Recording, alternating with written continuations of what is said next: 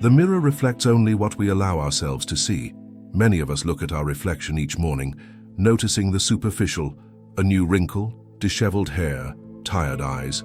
Yet we rarely peer deeper into what Carl Jung called the most terrifying thing of all, our authentic self. Think about the last time you felt truly powerless.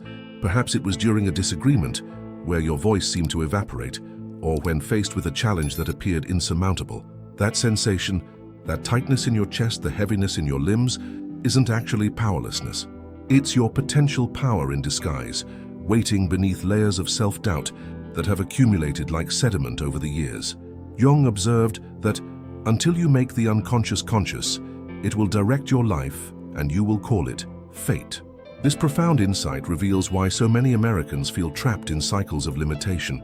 We've been conditioned to believe our capabilities have clear boundaries, that power belongs to others, the naturally gifted, the wealthy, the lucky. But what if these limitations exist primarily in our minds? Consider Sarah, a marketing executive from Chicago, who spent years believing she lacked the creative spark needed for leadership positions. During a departmental restructuring, she was temporarily placed in charge, an appointment she initially approached with dread. But as she began making decisions, something unexpected emerged. Colleagues responded to her ideas with enthusiasm. Projects flourished under her guidance. What changed wasn't her abilities, but her perception of them. The most common form of despair, wrote philosopher Søren Kierkegaard, is not being who you are. Jung would agree, having devoted his life's work to understanding how we fragment ourselves, disowning parts that seem unacceptable or frightening, including our power. He called this process of reclaiming these aspects individuation, becoming whole by integrating all facets of yourself, even those that frighten you. When was the last time you surprised yourself? Perhaps you spoke up in a meeting when normally you'd remain silent. Maybe you pursued a goal despite the voice inside insisting you'd fail. These moments reveal glimpses of your authentic power breaking through the constraints of self-limitation. The unconscious mind, Jung discovered, stores not just our repressed fears and unwanted traits, but also our untapped potential. Like an iceberg, what we consciously recognize about ourselves is merely the visible tip above the waterline. Beneath the surface lies vast reservoirs of creativity, courage, and capability.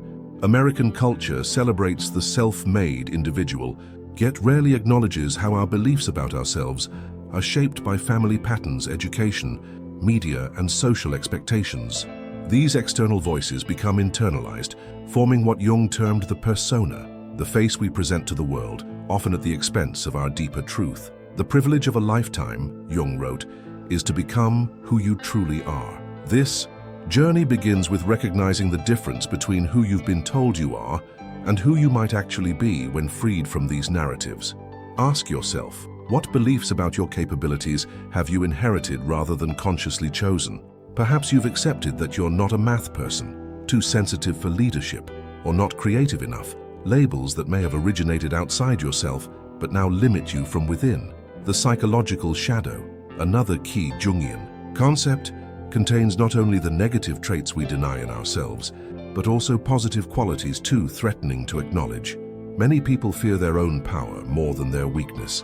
Success brings visibility, responsibility, and the potential for greater failure, all profoundly uncomfortable prospects for those accustomed to remaining safely unseen. When Thomas Edison was developing the electric light bulb, he famously remarked, "I have not failed.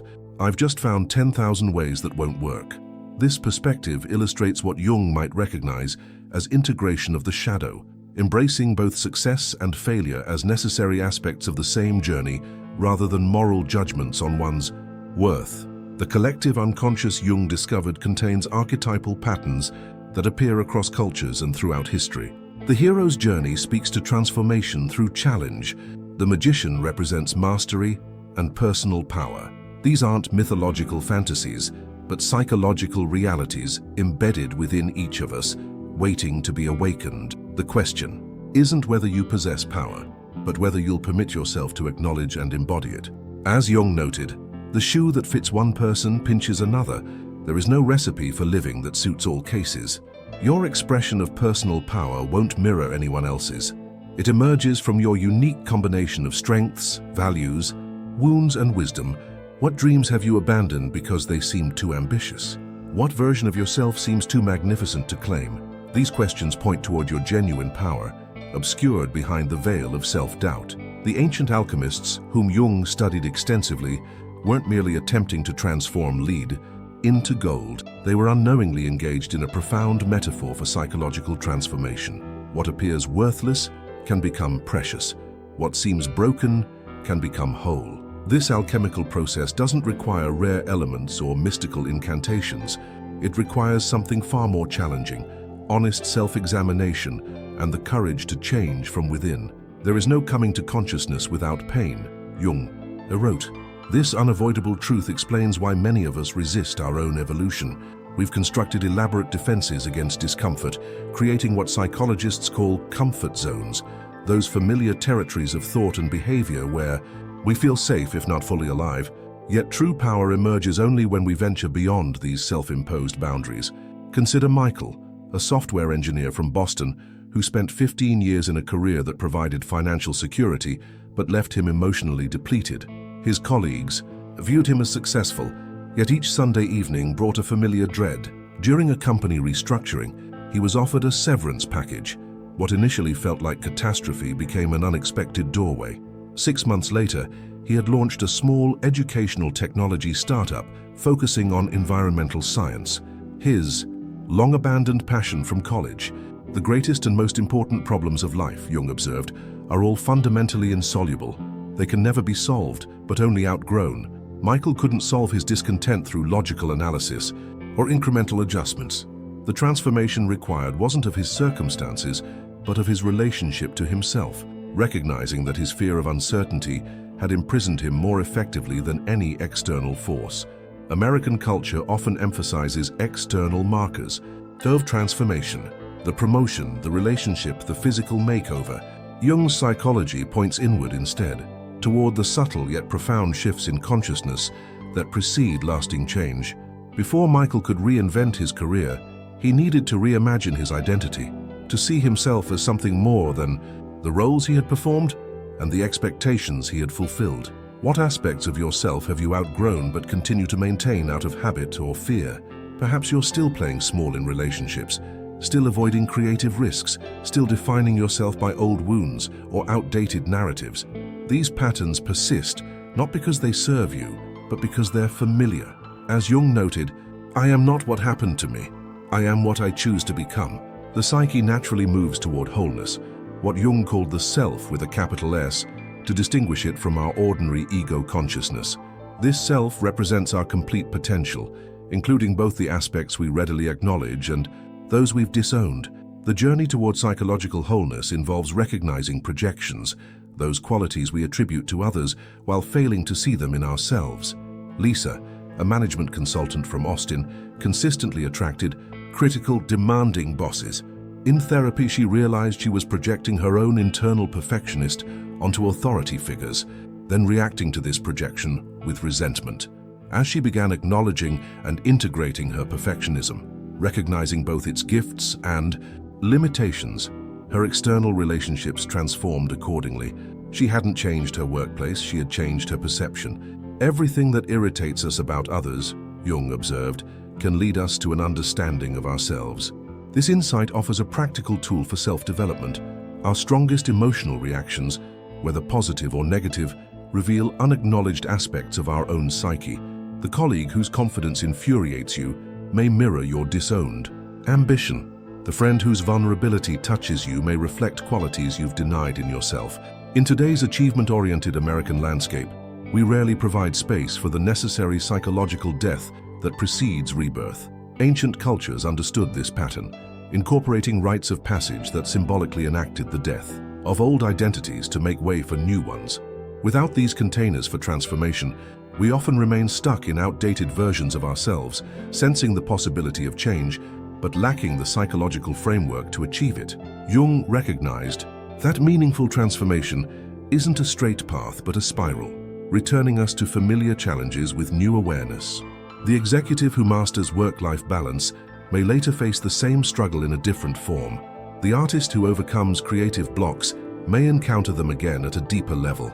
Each cycle offers not repetition, but evolution, the opportunity to engage old patterns with expanded consciousness.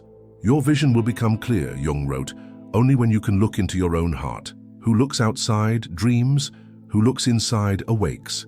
This awakening isn't accomplished through intellectual understanding alone, but through lived experience, through moments of genuine presence that gradually accumulate into a transformed life. Consider how often you've sought external solutions to internal discomfort, the job change that didn't resolve your restlessness, the relationship that didn't heal your loneliness, the achievement that didn't silence your self-doubt. These disappointments weren't failures but invitations, calls to address the root causes rather than the symptoms of your discontent.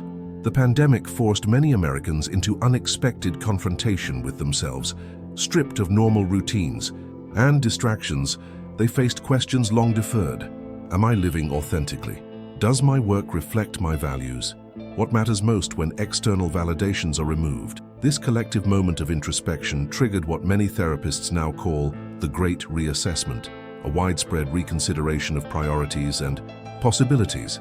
Transformation rarely arrives in dramatic revelations. More often it emerges through small, consistent choices, the decision to speak truthfully when dishonesty would be easier, the willingness to sit with uncomfortable emotions rather than numbing them, the courage to act on intuition despite logical objections. These seemingly minor crossroads contain the seeds of profound change. I am not what happened to me, Jung reminds us.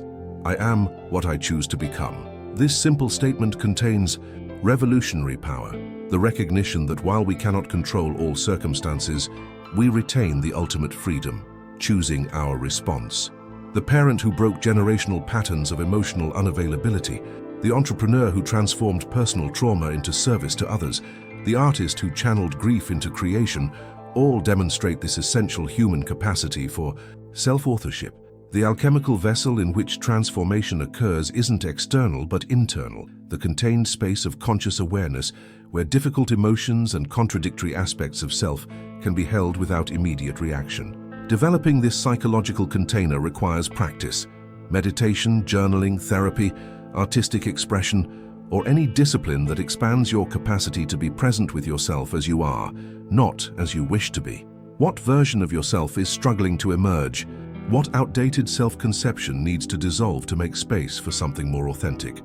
These questions initiate the alchemical process Jung considered essential to human development, the transmutation not of metals, but of consciousness itself. Beneath the surface of our individual experiences flows a current of universal patterns that Carl Jung called archetypes. These primordial images and motifs exist within what he termed the collective unconscious, a shared psychological inheritance as fundamental to our mental architecture as instincts are to our physical being. Understanding these archetypal energies offers more than academic interest. It provides a map for navigating the terrain of your own psyche. Archetypes, Jung wrote, are the living forces of the soul. They appear in dreams, artistic expressions, religious symbols, and cultural narratives across time and geography. The hero's journey resonates whether encountered in ancient mythology, Hollywood blockbusters, or personal challenges. The wise elder offers guidance in folk tales, religious texts, and perhaps in that mentor who appeared at a crucial moment in your life. These patterns persist because they reflect fundamental aspects of human experience: the quest for meaning, the integration of opposites, the struggle for authentic self-expression. Consider how these archetypal energies might be operating in your own life. Perhaps you recognize the caregiver in your automatic tendency to prioritize others' needs before your own. Maybe the rebel emerges when institutional structures feel suffocating, or the creator awakens when you lose track of time, immersed in a project that energizes you. These aren't roles you consciously adopted, but primordial patterns that move through you, influencing your perceptions and choices in ways both subtle and profound. David, a financial analyst from Philadelphia, spent decades suppressing creative impulses to pursue financial security.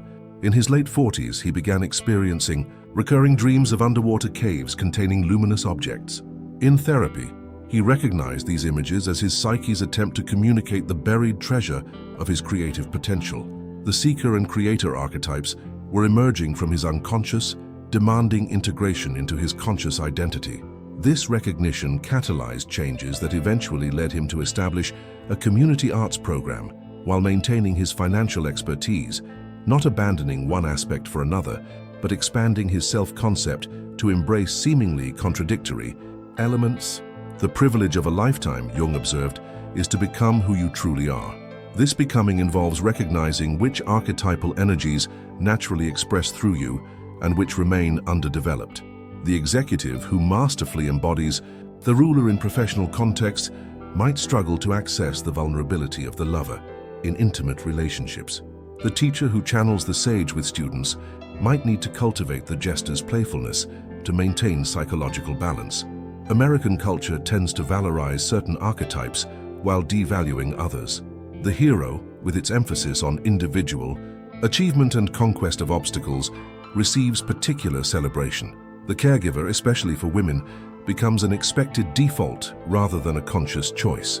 The sage is respected but often marginalized in a culture prioritizing action over contemplation. This selective emphasis creates collective blind spots, aspects of human experience that remain underdeveloped or displaced onto specific groups. Everything that irritates us about others, Jung noted, can lead us to an understanding of ourselves. When you find yourself intensely triggered by someone, whether in admiration or antipathy, consider what archetypal energy they might be expressing that remains unconscious within you. The colleague whose ambition provokes judgment may embody a disowned aspect of your warrior. The artist whose self-expression inspires envy may reflect your undernourished creator. Psychological maturity involves developing relationship with these archetypal energies, rather than being unconsciously possessed by them. The difference is subtle but crucial. When unconscious, archetypes operate as autonomous complexes, psychological patterns that override conscious intention. The person unaware of their inner ruler may become autocratic in relationships without recognizing this behavior. The individual, disconnected from their destroyer, may undermine their own success through self-sabotage, while remaining perplexed by recurring failures. Until you make the unconscious conscious, Jung warned, it will direct your life, and you will call it fate. This insight applies particularly to archetypal possession. When an archetype operates outside awareness, its expression becomes rigid and extreme. The protector becomes the over-controlling parent. The seeker becomes the perpetually dissatisfied partner. The warrior becomes the argumentative colleague incapable of compromise. Jennifer, a university professor from Chicago, recognized this pattern after multiple failed relationships. She consistently attracted partners needing rescue, enacted dramatic separations, then repeated the cycle with someone new.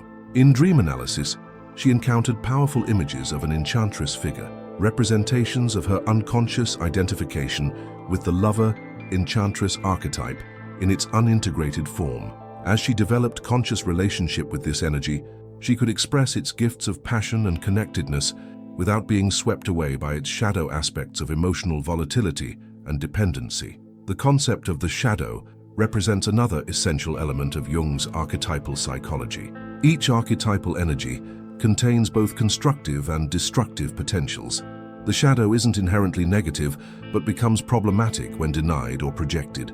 The caregiver's shadow may emerge as martyrdom or enmeshment, the hero's shadow as reckless endangerment or inability to accept help, the sage's shadow as disconnected intellectualism or dogmatic certainty. One does not become enlightened by imagining figures of light, Jung observed, but by making the darkness conscious. This process requires unflinching self-examination, the willingness to recognize how archetypal shadows operate in your life. The executive who prides himself on decisive leadership might need to acknowledge how this same energy emerges as domineering behavior at home. The artist who values authentic self-expression might need to recognize when this shifts into narcissistic disregard for others' needs. Modern American society, with its emphasis on positive thinking and curated self-presentation, offers limited containers for shadow work. Yet integration of these disowned aspects provides access to vital energy and authenticity. The supervisor who acknowledges her inner critic gains more choice in how she delivers feedback. The parent who recognizes his vulnerability can model emotional honesty rather than projected strength. What appears initially as weakness becomes, paradoxically, the foundation for more genuine power. Dreams offer particularly valuable insights into archetypal energies operating beyond conscious awareness. Jung called dreams the royal road to the collective unconscious, noting their capacity to communicate through symbols what rational thought cannot easily access. The recurring dream of being unprepared for an examination may reflect the perfectionist archetype's influence. The dream of discovering unknown rooms in a familiar house often signals emerging aspects of self-seeking recognition. Robert, a healthcare administrator from Denver, repeatedly dreamed of water rising around his childhood home. Initially frightened by these images, through reflective practice he came to understand them as representations of emotional energies he had suppressed in maintaining a composed professional identity. His psyche was communicating through the universal symbol of water, often associated with emotion in archetypal psychology, that these disowned feelings required integration for his continued psychological development. Who looks outside dreams, who looks inside awakens, Jung wrote. This awakening involves recognizing the difference between the ego, our conscious identity, and the self, which encompasses the totality of who we are, including archetypal dimensions. The ego that identifies exclusively with the caregiver may resist expressions of the warrior as threatening to self-concept. The ego aligned solely with the sage may experience the fool's spontaneity as dangerous unpredictability. Yet psychological wholeness requires access to the full spectrum of archetypal energies appropriate to each situation. Active imagination, a method Jung developed for engaging directly with unconscious content, provides one approach to developing relationship with archetypes. This practice involves entering a meditative state and initiating dialogue with dream figures or symbolic images, allowing them to respond autonomously rather than through conscious direction. Through such encounters, archetypal energies transform from abstract concepts to living presences, offering specific guidance for individual circumstances.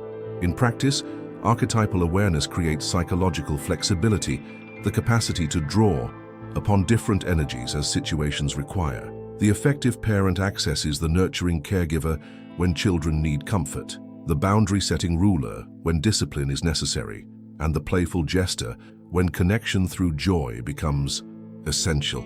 This flexibility contrasts sharply with rigid personality patterns that apply the same approach regardless of circumstance.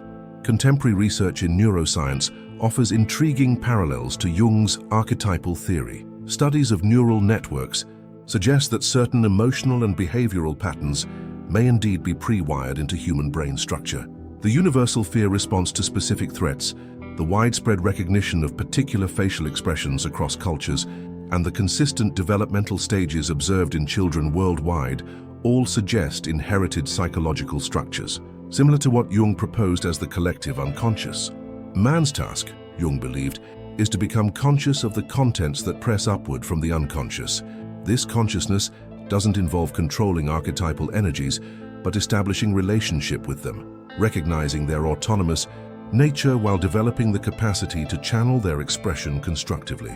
The artist doesn't create the creative impulse, but provides a vessel for its manifestation. The leader doesn't invent the warrior's courage, but cultivates conditions for its appropriate emergence. The journey toward archetypal awareness often begins with simple observation, noticing recurring patterns in your emotional responses, relationship dynamics, and life challenges. Which situations consistently trigger disproportionate reactions? What roles do you habitually adopt in groups? Which qualities do you admire or despise in others?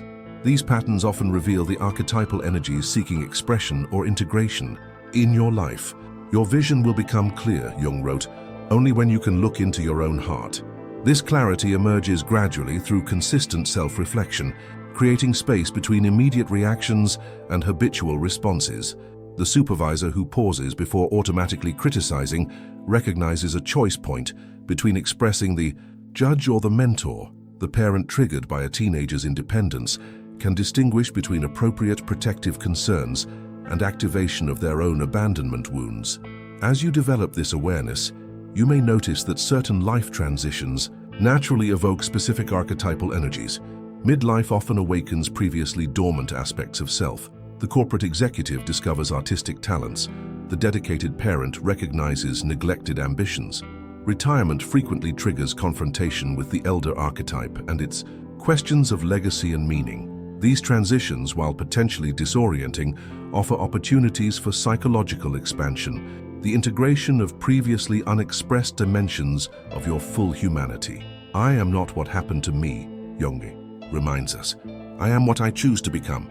This becoming involves conscious participation with the archetypal energies that move through your life, neither identifying completely with any single pattern nor denying their influence. You are not simply the caregiver, the hero, or the sage, but the awareness that can recognize these energies and channel them toward your highest expression. What archetypal patterns have shaped your journey thus far? Which energies remain underdeveloped, waiting for recognition and integration? These questions invite not conclusive answers, but ongoing exploration, a lifelong conversation with the deepest patterns of your psyche and their connection to the universal human experience that Jung illuminated through his revolutionary understanding of archetypes.